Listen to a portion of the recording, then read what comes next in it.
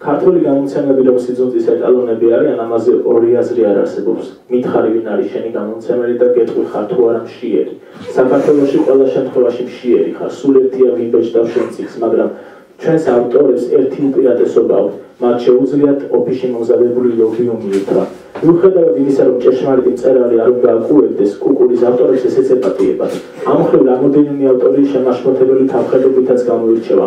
სამზარეულოში შემოსვლისთანავე გაზზე შემოქმნილ ქვაბებს სვავებივით დააცხრებიან და სამზებრო სამუშაოებს აწარმოებენ, რომლის მიზანიც განსაკუთრებული დღისთვის გადანახული საკვები პროდუქტების მიგნება ამოღება. თქვენ წარმოიდგინეთ ასეთი მწერლებისათვის ალაფუშედით გამდიდრებული პრეზენტაციას რამხელა სიხარული მოაქვს.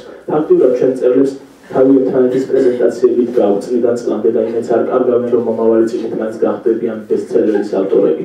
ლიტერატურული კაფეები დიდი ხანია სახაჭაპურებად აქციეს. ადამიანს, რომელიც ლიტკაფეში ხაჭაპურის საჭველად არის, განათლებული მშიერი ეწოდება.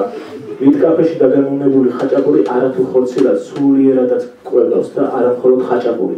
ნებისმიერი საკვები, რომელიც მსგავს დაწესებულებებში იყიდება, ცოცხალ პოეზიად ითვლება. ჩვენს დროში მწერალი უფრო სასაცილოა ვიდრე ჯიმ კერის ფილმები. თანამედროვე კომიკოსების უმრავლესობა ჩემგარი პოეტები არიან.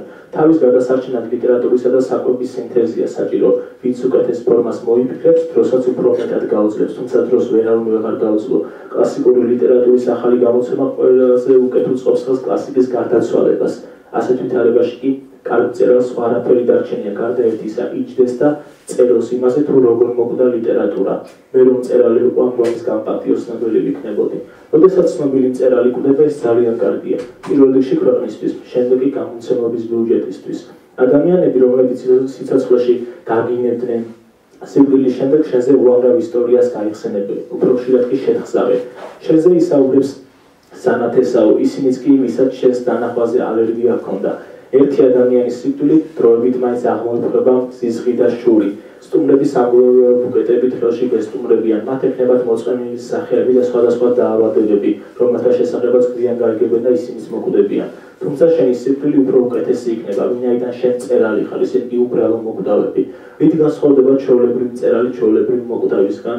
იმით, რომ მწერლები წიგნებს წერენ, მოკვდავები კი ამ წიგნებს კითხულობენ ან არ კითხულობენ. კაი ტიპიც ის არის, ვისაც მეტი არჩევანი აქვს.